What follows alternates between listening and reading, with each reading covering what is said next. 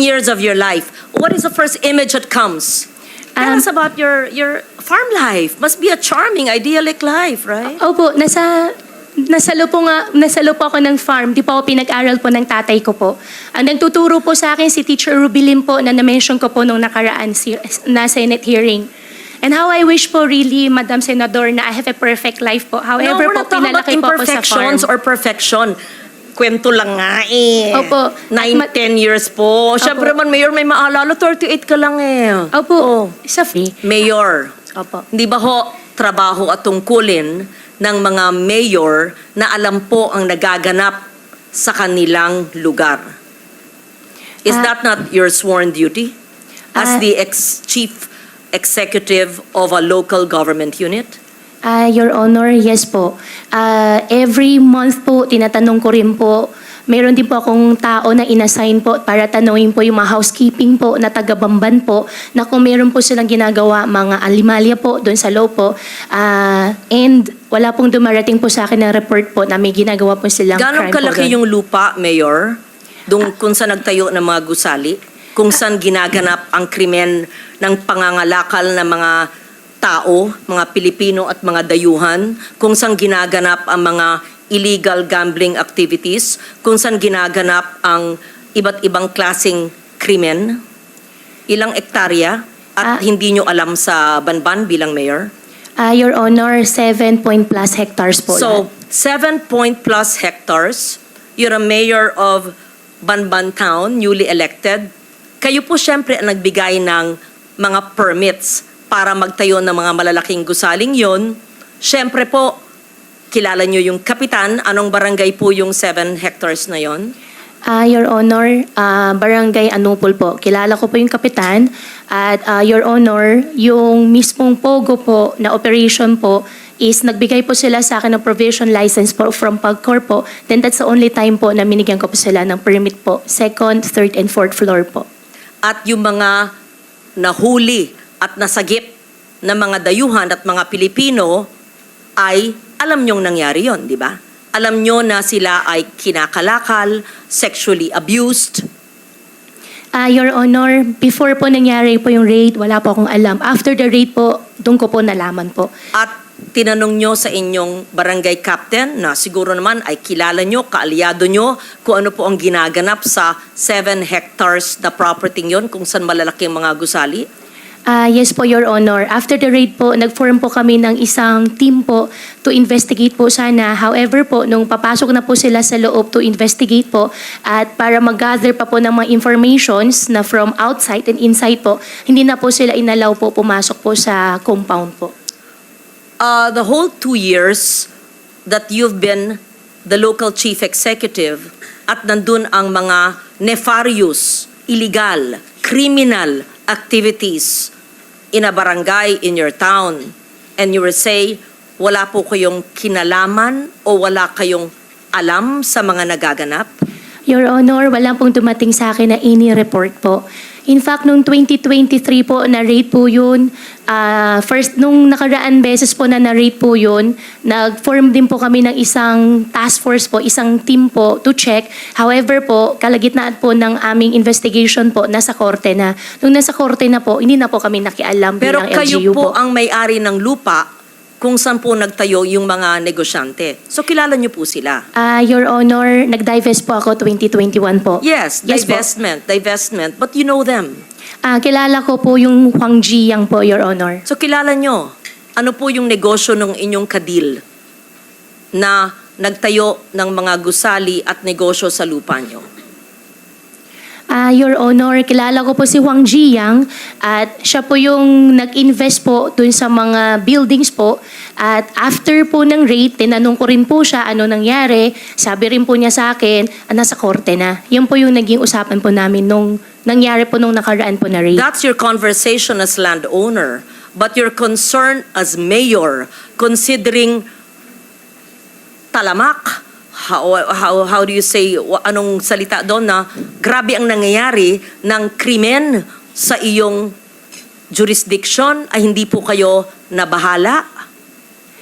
Your Honor, yung nakaraan po na rate po na company, tsaka yung company po ngayon is 2 different company po. Binigyan ko lang po sila ng lisensya po, binigyan ko lang po sila ng business permit po, Your Honor, nung nagkapagbigay po sila ng provision license po sa opisina ko po. Yes. At- Bigay ng license, hindi nyo alam, hanggang renade sila. Alam nyo, pinasukan nyo, tumakbo kayo bilang mayor at nanalo kayo ng ilang daang votes over your rival and you're saying something that you're familiar because kayo may-ari ng lupa at kilala nyo yung tao, nagtayo ng malaking gusali at nagkaroon ng raid na last year at hindi nyo alam na nagaganap ang mga krimen na yon right under your nose in the LGU which you had?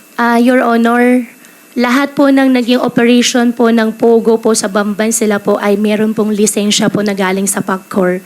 In fact, itong last po na raid po ay meron pong 24/7 po na PAGCOR po nagbabantay po doon sa site. At sinasabi nyo na sa kaalaman nyo ay POGO lamang ang nagaganap at yung mga nasagip na mga dayuhan na natatraffic o sa Filipino ang salita ng traffic ay kinakalakal, binebenta ng mga tao, dayuhan man o Pilipino, ay wala kayong kaalaman at mismo yung barangay captain at yung mga tao nyo po sa LGU ay hindi po alam ang nangyayari? Your Honor, walang pong dumating po ng report. In fact, before po nangyari, I think 2 weeks po before nangyari po yung raid, nag-invite po sila sa amin, kasama po ang LGU po, para sa isang open house po na visitation po. Nakakapasok naman po yung mga empleyado po ng LGU po doon. Wala rin pong dumarating po na report po sa opisina po namin. At meron din po kami ordinansa po, resolution po, na galing po sa Sangguniang Bayan po na nire-require po ng konseho po ang aking local police po na na mag-report, mag-submit po sila ng report po in a weekly basis. Wala pong dumarating din po na report po sa amin na meron po nangyayari po na any crime po sa loob. Anong ginawa po nyo nung natuklasan nyo na renade sila, na may mga illegal activities dun sa lugar kung saan kayo ay parte dati, na sabi nyo nag-divest na kayo, and what have you done? Your Honor, gumawa po ako ng isang team po para mag-investigate po sana sa loob. However po, hindi po sila nakapasok. At gumawa rin po ako ng isang team po na galing po sa labas para imbestigahan po yung mga naging empleyado po sa loob, yung mga housekeeper po, na tinanong po namin sila, ano ba talaga nangyari? Meron po ba kayo nakita na tinatorture po? Unfortunately po, ang sagot po nila sa amin ay wala po. And 200 plus po kasing naging empleyado po na local po doon sa site. At one of the reason din po na sa housekeeper po kami nagtatanong kasi po I believe po yung mga housekeeping po nakakaikot po sila ng entire compound at kung meron pong mga crime po na ginagawa po kahit papano sila po yung makakuha po ng information po kaagad. Before 2022, Mayor Go, anong trabaho nyo? Anong ginagawa nyo? Although you said it in the hearing, I just wanted to hear it again. Ako po ay isang magbababoy po. Farmer po ako, piggery po yung negosyo ko. Sino po ang nag-urge sa inyo? Sino po ang nag-engganyo kayo, nag-inspire sa inyo na tumakbo bilang mayor ng Banban? Sarili ko po. Childhood dream ko po. Childhood dream. Opo, ay gusto ko po na mapakita sa tatay ko at gusto ko po maging proud po siya sa akin. Saan ba yung childhood nyo? Dito po sa Pilipinas po. Saan po sa Pilipinas? Sa Bamban po. Saan po kayo napanganak? Nakita ko po dito po sa birth certificate ko po, Hilot po at iniwanan po ako ng nanay. Hindi, saan kayo napanganak? Nakita ko po dito sa birth certificate ko po, Hilot. Hindi ko po tinatanong yung proseso ng papanganak sa inyo. Saan po? Saan pong lugar sa Pilipinas, sa Central Luzon, sa Tarlac o sa Banban? Tarlac po. Saan po sa Tarlac? Matatalaib Tarlac po. Ano po? Matatalaib Tarlac Is that po. the barangay? Yes po, nakita ko po dito sa birth certificate ko po. No, you would have recollection of your childhood, right? Can you just give us a recollection of your childhood? Sino po yung best friend nyo? Saan po kayo nag-aral? Kung meron kayong makamag-anak? Recollections of, you're only 38 years old. You will remember your childhood. I mean, I'm double your age, but I would remember my childhood in Malabon. Your childhood. I know homeschool. I can't believe anyone is totally homeschooled all her life. Yes. Please tell us about your childhood. Your Honor, lumaki po ako sa farm. Which farm? Which farm? In what barangay? In what LGU? Opo, Barangay Virgen de los Remedios, Bamban, Tarlac din po. Different po from the one po sa QJJ, yung katabi lang po niya. Nabenta po siya year 2000, hindi ko po maalala yung date kung kailan po siya nabenta. Tapos nakabili po ulit ng property po sa tabi at doon po nagtayo ulit. Lumaki po ako sa farm, Your Honor. Tinago po ako ng tatay ko po. Lumaki po ako na, ako lang po. Pinupuntahan po ako ng tatay ko po araw-araw. Lumaki kayo mag-isa. Kasama ko po ang katulong, kasama ko po yung mga kasamahan ko po sa farm. And Sino po yung mga kasamahan nyo sa farm? Sino yung katulong na naaalala nyo, pangalan, nationality, at sino yung nag-alaga mula kayong napanganak 38 years ago? At binibisita kayong ama nyo mula saan? Sa bansang Sina. At tell us about your childhood. Your Honor, sa farm po ako lumaki, sa Bamban po ako lumaki. Lumaki po ako mag-isa, pinupuntahan po ako ng tatay ko. How I wish po... No, okay. You cannot grow up alone from a time you were born. Opo. So the formative years from a time your mother birthed you up to perhaps 10 years old, sino po yung inyong naging caregiver o yaya? Hindi lang pwedeng mag-isa lang po kayo sa farm.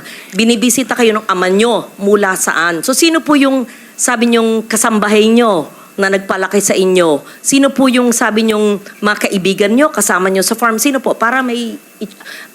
In short, I'll be Opo. very honest. Opo. Please convince us that you were born in the Philippines, that you are Filipino, and that you are not what people suspect you to be. Dediretsuin ko na po. Kumbinsihin mo kami kasi hindi po pwedeng hindi nyo maalala yung inyong first few years of living na formative years. Para makumbinsi kami because we want to be convinced that all elected officials are Filipinos and not spies of other countries. So, as a nationally elected official, and I won in Tarlac, number 1, I think, or 2, and I won in Banban, perhaps you even carried me your sample ballot, we have to know. Di ba ho?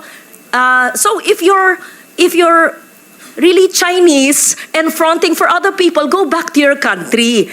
But if you are Filipino and you were born here, convince us because we want to be convinced.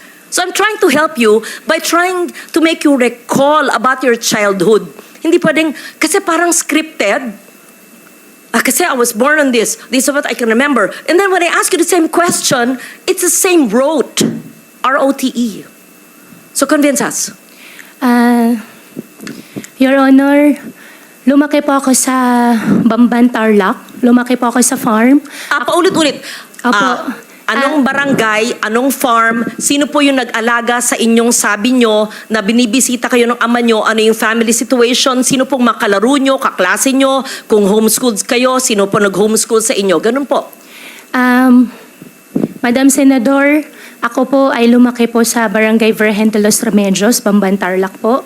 Ako po ay isang Filipino. Lumaki po ako kasama po yung mga empleyado po namin sa farm. Ipaprovide ko rin po yung mga pangalan. Come and go din po naman kasi yung mga naging empleyado po.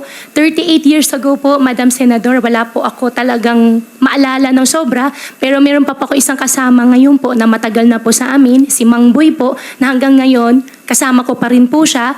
Sa susunod po, baka pwede ko po siya i-present din po dito para makilala niyo po. And in fact, 14 years old pa lang po ako, nagtatrabaho na po ako. Kilala po ako ng barangay chairman na mention po kanina na ipapaimbita. At bumibili na po ako ng mais. Pwede po ako mag-present po ng mga pangalan po nila na magpapaalam lang po ako sa kanila kung pwede ko po sila i-disclose po yung names po nila. At Excuse me, San Loren, kung pwedeng idagdag, Yes. kung kaugnay nyo lahat ng mga taong ito mula nung pagkabata nyo, pwede nyo bang ikwento ng mahaba-haba ng konti in Kapampangan? Kasi syempre, kausap nyo sila sa sarili nilang lengguwahe. Madam Chairman, ang Bamban po ay Tagalog po. Meron din pong Kapampangan, pero yung mga kasama ko po sa loob ng farm po, mostly po mga Visaya po. Kasi ang piggery po, biosecurity po, hindi po sila lumalabas. Well, actually, Sen. Nakakulong? Lori, just for the Hindi record, lumalabas? may mga nag-o-observe na mga kababayan natin, pati mga netizens na mga Opo. Kapampangan.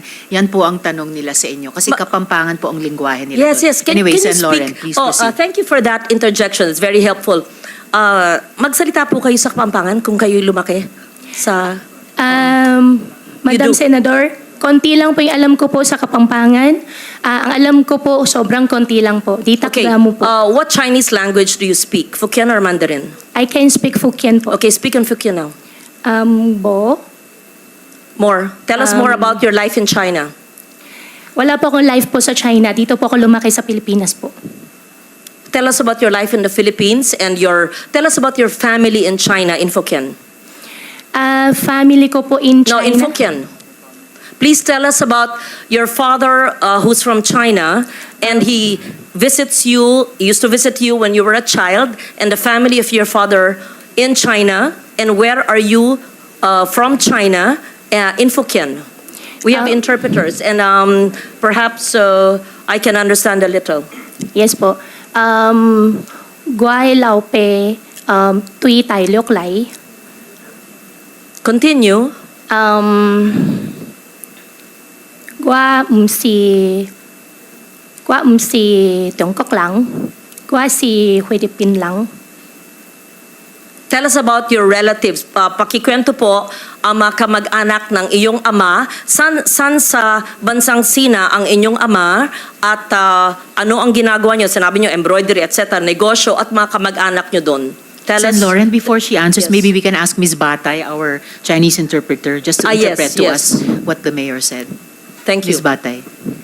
Okay, so in English, the interpretation would be, my father is from China. I am not a Chinese. I am a Filipino. I mean, you're obviously half Chinese because if your father is full Chinese and your mother you claim is Filipino, right? Your Honor, ako po ay isang Filipino at ang tatay ko po ay Chinese.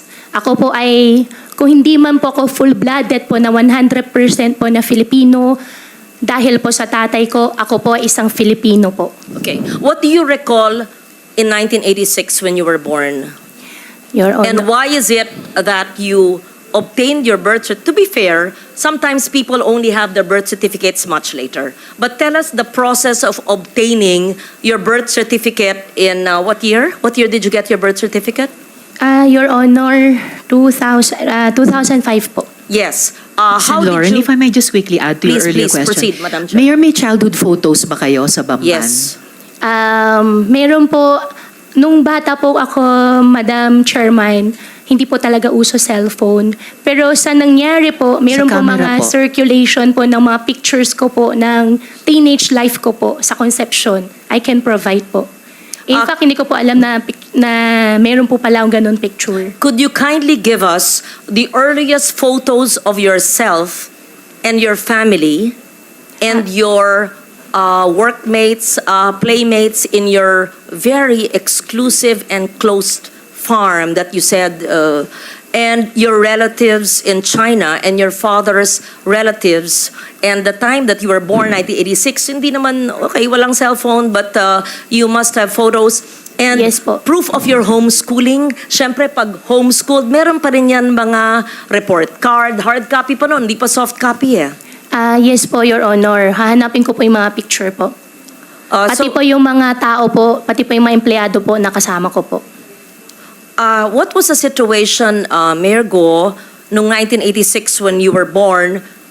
Where was your mother? Where were your parents? And sa mga binibisita kayo ng iyong ama at ang kasama niyong lumaki ay sino? Fill in the blanks, please.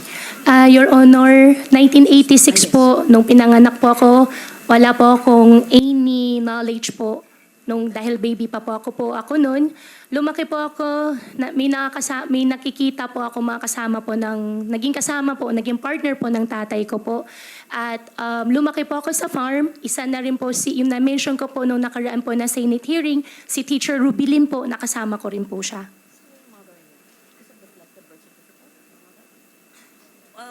Can you please state once again your mother's name?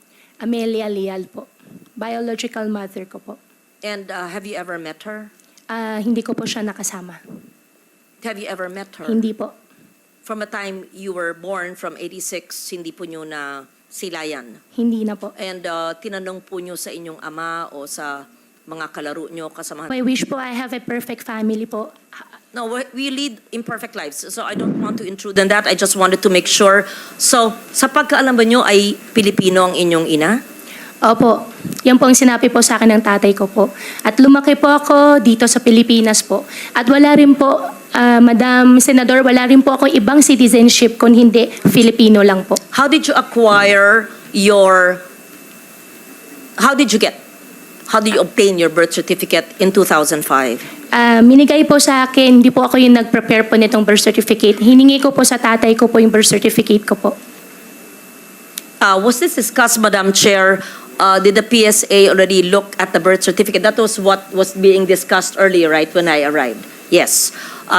So that was, we will ask for the report from the PSA on the authenticity of that birth certificate. So tell us more. I know that time is up now.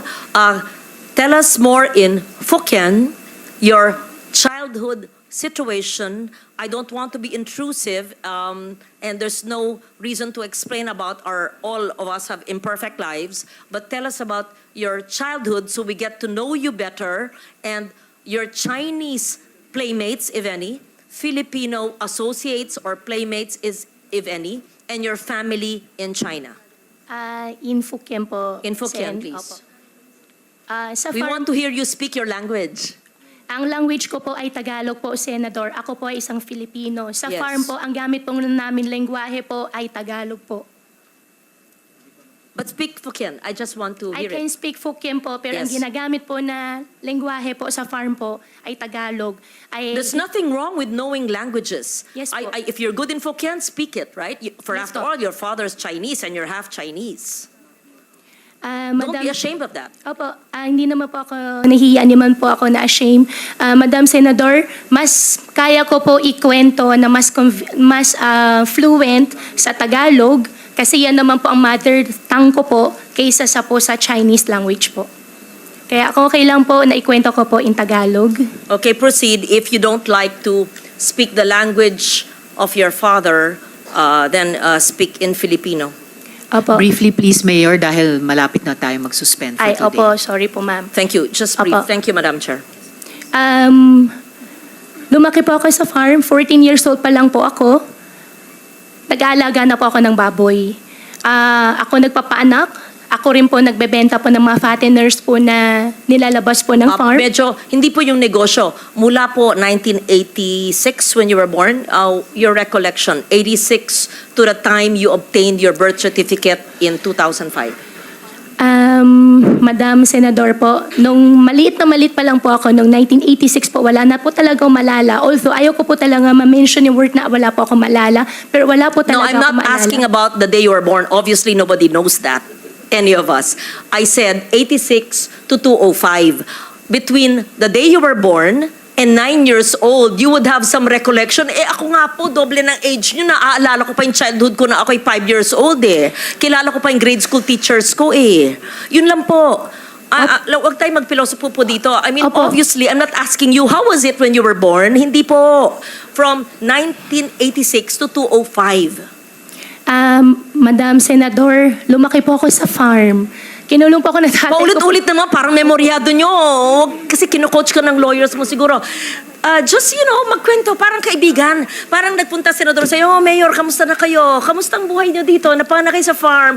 How was your life when you were born? Ganun. Sino yung neighbors nyo, playmates nyo, paano yung pamilya, binibisita ka ng ama mo, ganun. Kwento lang. Madam Senador, As a Filipino, as you claim. Opo, gustong-gusto ko po magkwento. Ang playmates ko po doon sa farm ay yung mga dati po namin empleyado rin po. Kaminggo po yung mga tao pero may mga luma, mga matatagal po namin empleyado. Pagbalik ko po ngayon araw, hahanapin ko po sila at sa susunod po na Senate hearing, isasama ko na lang din po Ako, sila. aaralin pa ng mga abogado. Teka po, anything, when I say, your first 10 years of your life, the first 9 years of your life, kilala ko pa yata yung isang abogado mo sa likod mo. Anyway, the first 9 years of your life, what is the first image that comes? Tell us about your farm life. Must be a charming, idyllic life, right? Opo, nasalo po ako ng farm. Di pa ako pinag-aral po ng tatay ko po. Ang nagtuturo po sa akin si Teacher Rubilin po na na-mention ko po nung nakaraan na Senate hearing. And how I wish po really, Madam Senador, na I have a perfect life po. However we're po, not talking about pinalaki po ako sa farm. imperfections or perfection. Kwento lang nga eh. Opo. 9-10 years po. Siyempre man, Mayor, may maalala, 38 ka lang eh. Opo, sa farm nga po ako lumaki po, Madam Senador. Ay, nako. Hindi po naging normal po yung I'm not buhay ko asking po. nga normal or it's Madam Chair, I know that time is limited and I would want to get to know the mayor. As I said, we're giving you the opportunity to prove to us that you are Filipino. Opo. We ask you the questions which I would ask normal people. I would ask you, Risa, tell me about your childhood, right? Sir, we in our childhood, I talk about my child. Yun lang. Nothing to be defensive about. You don't have to say the same thing. Basta sa farm po. Tell us about your child. Ako sa farm. Basta tell us about your child. Sa farm. Ano ba? Huwag tayo robot. Tell us about your childhood. So we're convinced that you have a childhood in the Philippines. And if we ask you to speak about a foreign language, to speak in a foreign language that you are, nabihasa ka, ay, hindi, mas magaling po ako sa Pilipino. Ba't may kakaya kung magaling sa Fokien? Kung magaling ka mag-Mandarin? Wala. Maganda nga. Marami ka na lengguwahe. I will leave it at that and I will Opo. ask more questions in the next hearing because ano ba ang ating pinupunto dito? Na dapat ang ating mga ahensya ng gobyerno ay hindi nagpapahintulot ng mga sindikatong kriminal na nagbibigay ng mga peking birth certificate at ibang dokumento na nabibigyan tuloy minsan ng mga Philippine passports o nakakabigay ng ID ng Philippine government agencies na de-deprive tuloy ang ibang Pilipino sa mga benepisyo. At hindi lang yan, maari pa, without judging you or prejudging you, na mahalal sa mga posisyon na maaring maging national security issue. I'm not judging, I'm basing it on what I've heard and read, and I'm giving you the chance to prove that you are Filipino. Yes, so I will leave it at that. Thank you very much, Madam Chair, for the time and the patience, and I would like for her to submit the photos that you requested, the name of the teacher, and perhaps the teacher who helped her homeschooling, names of employees, their full names, photos, addresses, playmates, etc. You must have a neighbor who knew you in the 80s, right? Imposible mo walang may kilala. Hindi pwedeng sumulpot ko na lang ng 2005, tapos I'm Filipino, I'm here. Okay.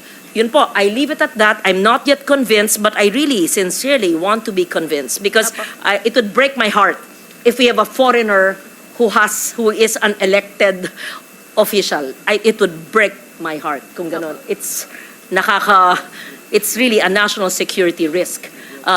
So I'll be very strict with DFA and with PSA sa inyong you better straighten that out. Yung mga sindikato nandyan sa mga ahensya ng gobyerno na nagbebenta ng mga birth certificates. Thank you, Madam Chair.